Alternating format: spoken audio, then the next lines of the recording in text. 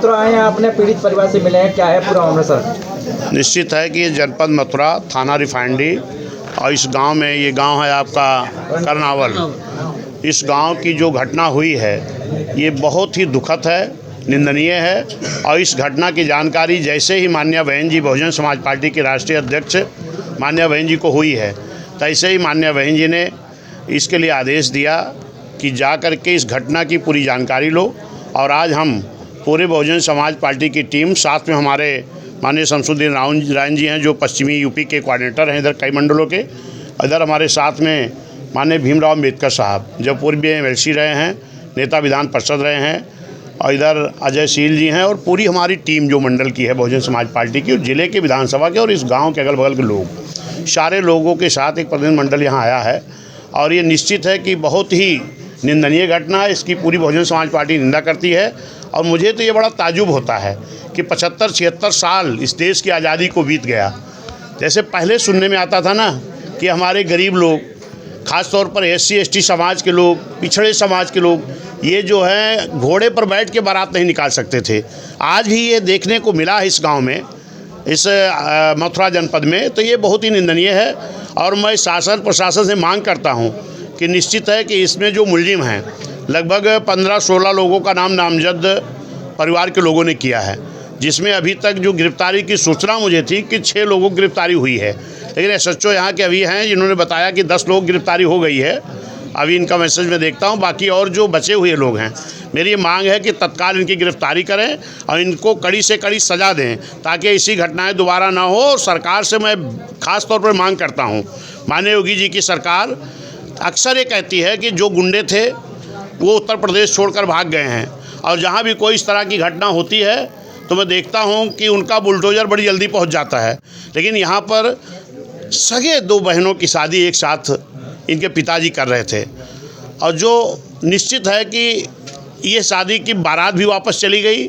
और जो गुंडे थे, अपराधी थे, जिस तरीके से आग ला करके तांडव मचाए हैं, उन बेटी के फूफा साथ में थे, उनको घसीट करके मारा पीटा, और उनके गले में जंजीर थी वो छीन लिया, अंगूठी 2-2 रखे थे वो छीन लिया। और यहाँ तक कि बारातियों को इतना घेर करके कुछ और लोगों को बदमाशों ने बुलवाया, और 50 की संख्या में यहाँ आए हुए थे जो गांव के लोग बता रहे हैं, और आ करके पूरे बारातियों को मारा पीटा गया। जहाँ पर इनका खाना बन रहा था, खाने को पूरा नष्ट किया गया। इस तरीके का तांडव तो आज ये संभव ही नहीं हो सकता है। इससे लगता है कि पूरे उत्तर प्रदेश में पूरी तरह जंगल राज कायम है। और ये सरकार जो अपने आप को बाबा योगी जी अपनी पीठ थपथपाते हैं, ये निश्चित है कि इनका इकबाल ख़त्म हो गया है। जिस राजा का प्रताप काम करना बंद कर देता है तो उस देश की, प्रदेश की जनता अपने आप दुखी हो महसूस होती है।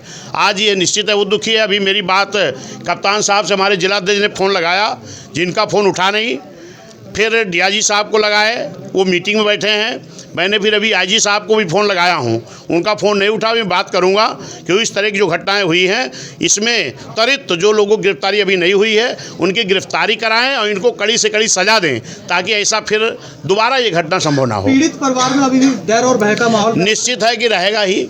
जिस तरीके की घटना हुई है कि इनके 2-2 बेटियों की बारात वापस चली गई, बताओ उन बेटियों के ऊपर क्या बीत रही होगी, उन माँ बाप के ऊपर क्या बीत रही होगी जिनकी सगी 2 बेटियों की एक साथ शादी कर रहे थे। इस तरह का अपराधियों ने तांडव किया है, इसको तो सरकार को बड़ी गंभीरता से लेना चाहिए।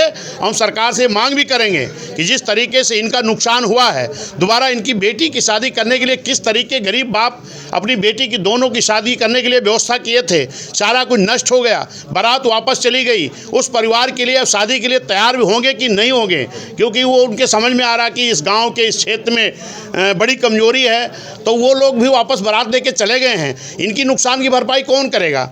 इनके ये गरीब बाप हैं, इनके खड़े हैं सामने हमारे, क्या नाम, पदम सिंह जी हैं। ज़रा इनके दिल से पूछिए कि अब दोबारा अपनी बेटियों की शादी कैसे करेंगे, खर्च कहाँ से आएगा? इसलिए मैं सरकार से मांग करता हूँ कि इनकी दोनों बेटियों की शादी का जो खर्च आए उसको सरकार इनको उपस्थित कराए, उसका खर्च उठाए, और दोबारा इनकी शादी फिर ताकि इन बेटियों की जा सके। इतनी बड़ी घटना होने के बाद भाजपा की और सांसद भी भाजपा का, तब भी मथुरा, निश्चित है ये तो बड़ा दुख की बात है, यहाँ भाजपा की सांसद हैं, वो भी महिला सांसद हैं, और यहाँ पर एक महिला सांसद होते हुए हमारी बेटियों के साथ जिस तरीके नाइंसाफ़ी हुई है, ये बहुत ही निंदनीय है। माननीय सांसद जी को भी आना चाहिए और इन बेटियों के फिर से शादी कराने में मदद करनी चाहिए, माननीय मुख्यमंत्री जी को भी, सांसद जी को भी। आपकी पार्टी द्वारा कुछ आर्थिक मदद भी की जाए? निश्चित है, हमारी बेटियों की शादी जब ये पदम सिंह जी इसकी तैयारी करेंगे, हम लोग पूरी तरह से बेटियों की शादी के लिए जो संभव होगा था हम मदद करने का काम करेंगे। इतनी बड़ी घटना होने के बाद में लगातार धमकियां मिल रही हैं परिवार? निश्चित है, जब अपराधी इतने निरंकुश हैं, सरकार का इकबाल खत्म हो गया है, तो वो तो धमकी देंगे ही,